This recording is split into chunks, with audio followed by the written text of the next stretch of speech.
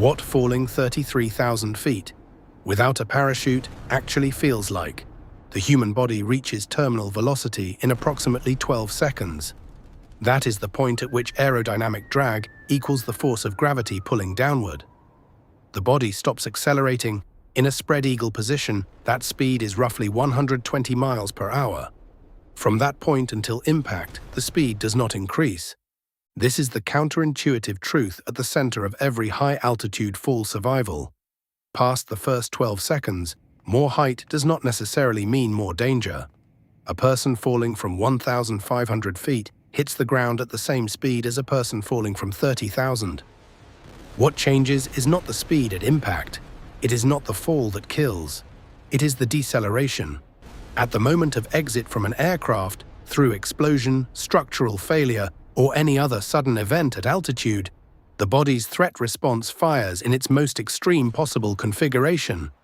Adrenaline reaches peak blood levels within seconds. Heart rate spikes. Peripheral vision narrows. The brain begins processing sensory information at a dramatically higher rate. Time slows, not as a metaphor, as a measurable neurological phenomenon, more frames per second, which in real-time experience registers as each second taking far longer than it should. Survivors of falls and aviation emergencies who remained conscious during the initial phase describe the same sequence. A moment of complete crystalline clarity. Vision so sharp it felt artificial. The ability to think, to move, to act, with a precision that felt incompatible with the reality of what was happening. At 33,000 feet, the altitude of Vesna Vulović's fall, the available oxygen is approximately 30% of what exists at sea level.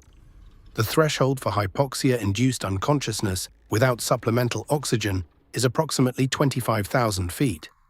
Above that altitude, a human being loses consciousness within seconds to minutes. This means that the majority of Vesna's fall, the first 8 miles, occurred while she was almost certainly unconscious. Her body fell. Her brain was not present for it. Whatever the body went through in those minutes happened to her biology. While her mind had already gone somewhere, it could not be reached. In almost every documented case of extreme high-altitude fall survival, the survivor remembers little or nothing of the fall itself, not because memory was wiped by trauma, because at the altitudes and velocities involved, the brain had already gone offline before the most significant events occurred. The body survived something the mind never experienced. Nicholas Alcemade was a Royal Air Force tail gunner whose Lancaster bomber caught fire over Germany in March 1944. At 18,000 feet, facing a choice between burning alive in the aircraft and jumping without a parachute, he jumped. He regained consciousness on the ground. He had fallen 18,000 feet and landed in a snowdrift under pine trees, the branches slowing his descent incrementally across several impacts before he hit the snow. His injuries, a sprained leg. Alan Magee fell approximately 22,000 feet and crashed through the glass roof of a railway station in France. The glass decelerated him across multiple breaking panels before he hit the floor. German medics described him as the most improbable patient they had ever treated. Julianne Köpke was 17 years old when her flight broke apart over the Peruvian Amazon after being struck by lightning. She fell approximately 10,000 feet, still strapped to her row of aircraft seats. The dense jungle canopy decelerated her descent across hundreds of feet of branches and progressively yielding forest growth. She then walked through the jungle for 11 days before reaching help. She was the only survivor of 93 people on board. When researchers analyzed what these cases had in common, several factors emerged consistently. The landing surface, snow, dense jungle canopy, soft earth, pine trees, surfaces that provided deceleration across a distance rather than instantaneously. Concrete decelerates a body from 120 miles per hour to 0 in milliseconds. Snow decelerates a body across feet of compression. The force, spread across that distance, becomes survivable. The second factor was structural protection. Vesna survived wedged inside a section of fuselage that retained aerodynamic drag. Julianne survived strapped to seats that distributed deceleration forces across the seat structure rather than her skeleton alone. The third factor was the most surprising: unconsciousness. Across documented cases, the survivors who had the least injury relative to their fall were consistently unconscious at the moment of impact.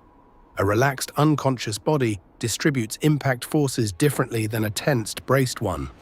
The muscles do not fight the deceleration.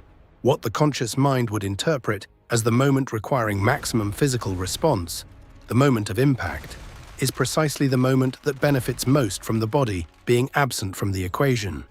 The unconscious body lands better.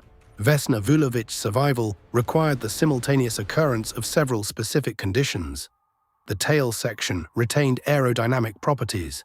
The aircraft exploded over heavily wooded, mountainous terrain. She was wedged between a seat and a catering trolley. And she was unconscious, almost certainly from the altitude, before the fall even began.